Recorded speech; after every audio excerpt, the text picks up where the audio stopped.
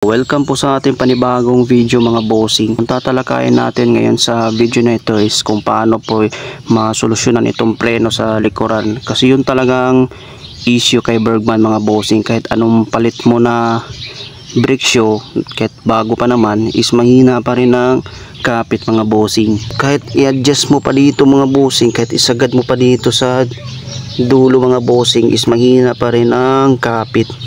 So yun talaga ang susolusyon na natin mga bossing. So sabi ng iba is dito na lang daw i-adjust mga bossing. So hindi pwede bossing dahil may guide po yan na may tuldok para maipasok po itong brake arm.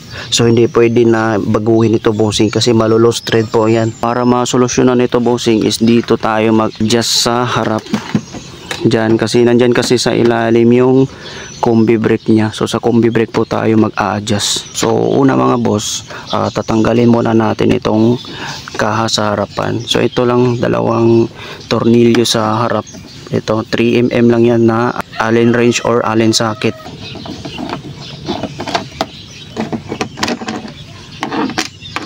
So pag natanggal nyo na itong dalawang tornilyo sa harapan mga bossing is pwede nyo po itong hilain. So hilain lang po ito sa pagtatanggal. So ganito siya.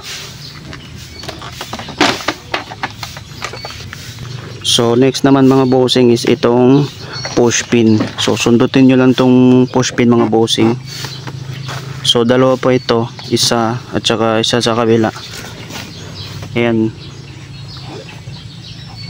Yan mga bossing, bali dalawa. Bali ganito po yan bossing.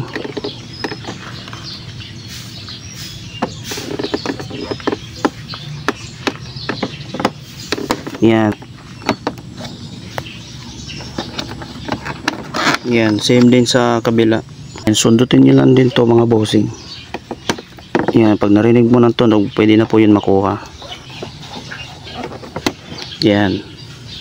So next naman mga bossing is itong dalawang screw.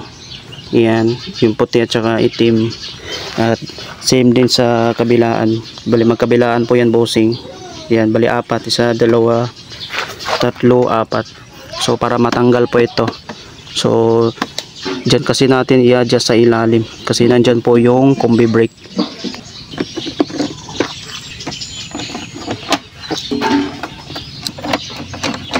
Bago matanggal nito mga bossing is diinan nyo muna to. Diinan nyo muna to sa gilid para matanggal po yan. Yan, pati sa kabila din. Yan, pwede na po ito matanggal mga bossing.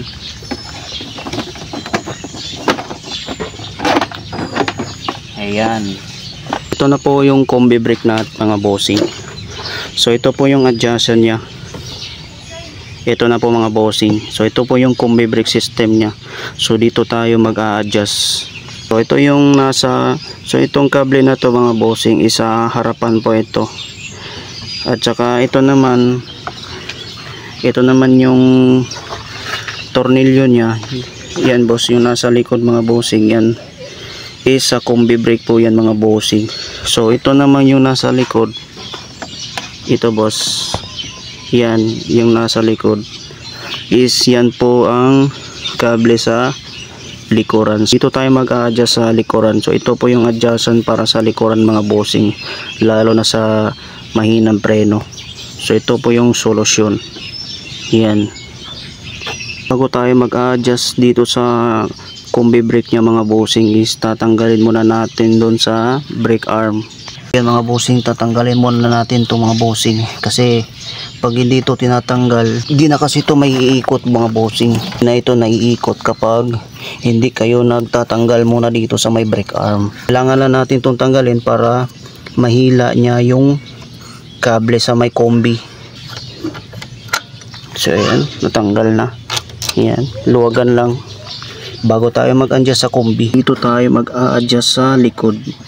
Yan mga bossing. So yan po ay kable para sa preno sa likod. So para masolusyonan ito is luluwagan lang ito mga bossing. Luwagan nyo lang ito pakaliwa mga bossing para lumakas ang kapit. So yun lang ang solusyon mga bossing. Gagamit tayo ng open wrench na 10mm.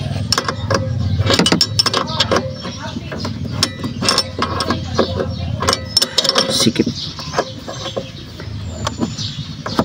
Yan, luwagan lang yan mga bossing. So since na maluwag-luwag na, kinamay ko na lang mga bossing.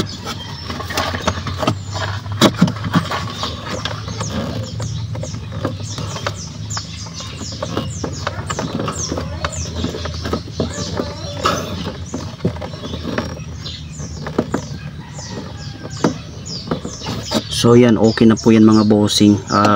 Malakas na po ang kapit niyan. Ito pala yung preno sa harap mga bossing. So wag nyo na tong galawin kasi maiipit po yung rotor disc. Hindi na po maiikot yung gulong. So yan, pwede na po natin to ibalik.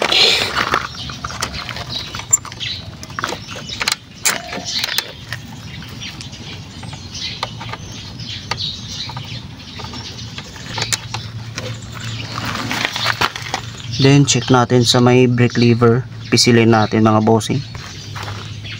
So yan mga bossing, goods na po ito. Yan, napaka sakto lang oh. Di siya yan, di siya magalaw. Yan. Hindi na ganun kalambot yung preno niya. Kung galing na kayo nag-adjust dito sa kombi, tapos magpapalit kayo ng brake shoe, higpitan nyo lang to konti mga bossing. Yan, para may free wheel din yung gulong. Sa pagbalik naman is itong dalawang butas mga bossing is ipasok nyo lang dyan mga bossing. Yan, magkabilaan, tsaka isa. Yan, para po makapag-lock dito sa push pin niya, kasi pag once na hindi to napasok mga bossing is hindi kasi magla-lock dito sa push pin, hindi po maaabot yan.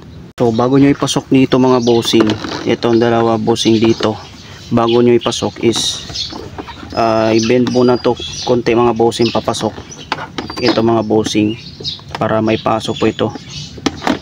So ipasok nyo muna to mga bossing, ito. Yan. So ayan na pa. So kapag napasok na ito mga bossing, ayan, unahin nyo muna ang pasok dito sa ilalim. So kapag napasok na po yan mga bossing, so pwede nyo po ito ipasok dito sa may manobela. Ayan. So ayan, napasok na po mga bossing. So ganun lang. Pag napasok na ito mga bossing at saka dito, so isentro nyo na dito sa may kabitan ng tornilyo dito. Yan mga paps. Yan. Tapos ipasok nito yung parang may plastic na nakaumbok yan. Yan. So magkabilaan po yan bossing, pati dun sa kabila. So sa pag screw naman dito mga boss is huwag kalimutan yung ilagay nyo dito yung puti na screw at saka dito yung itim. So yun mga boss. So dapat sakto lang sa paghigpit mga bossing para hindi po ma-crack yung fairings natin. Yan, so same lang din sa kabila mga bossing. Next naman is itong push pin. Yan, diinan nyo lang to para mag-lock. Yan, tsaka same process lang dito mga bossing. So ipasok nyo lang yung push pin. Yan, tapos diinan nyo lang. Yan. Yung last mga bossing is ito na po. Ito. So ipasok nyo lang yan pataas mga bossing. Yan. Tapos tulak nyo pataas. Yan. Tapos pwede na po itong higpitan ng Allen wrench mga bossing. Allen socket pala. So yun lang mga bossing. So sana nakuha nyo. So paki-subscribe na lang din sa munting channel natin.